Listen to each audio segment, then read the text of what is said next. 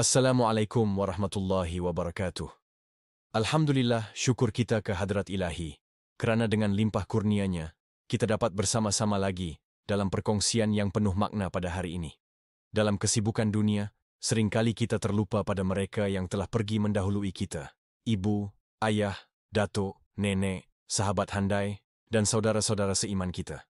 Walaupun jasad mereka telah tiada, ingatan dan kasih sayang kita tetap utuh.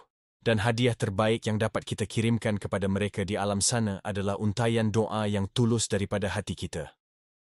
Malam ini, dalam suasana yang tenang dan penuh pengharapan, mari kita sama-sama menghayati beberapa doa penting yang boleh kita amalkan untuk arwah. Semoga menjadi asbab keampunan dan rahmat Allah buat mereka.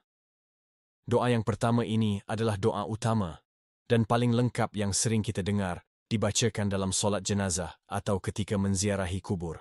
Ia adalah doa yang merangkumi segala permohonan kebaikan untuk si mati. Mari kita baca bersama-sama. Lafaz doa utama untuk arwah Arab.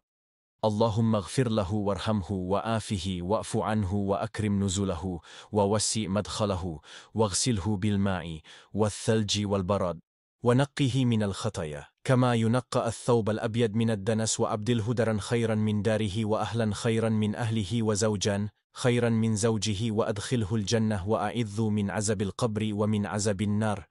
Terjemahan. Ya Allah, ampunilah dosanya, rahmatilah dirinya, sejahterakanlah dan maafkanlah dia. Muliakanlah tempat tinggalnya, luaskan kuburnya, bersihkanlah dia dengan air, salji, dan embun. Sucikanlah dia daripada segala kesalahan sebagaimana engkau menyucikan pakaian putih daripada kotoran. Gantikanlah baginya rumah yang lebih baik daripada rumahnya di dunia, keluarga yang lebih baik daripada keluarganya, dan pasangan yang lebih baik daripada pasangannya. Masukkanlah dia ke dalam syurga, dan lindungilah dia daripada azab kubur serta azab neraka. Subhanallah.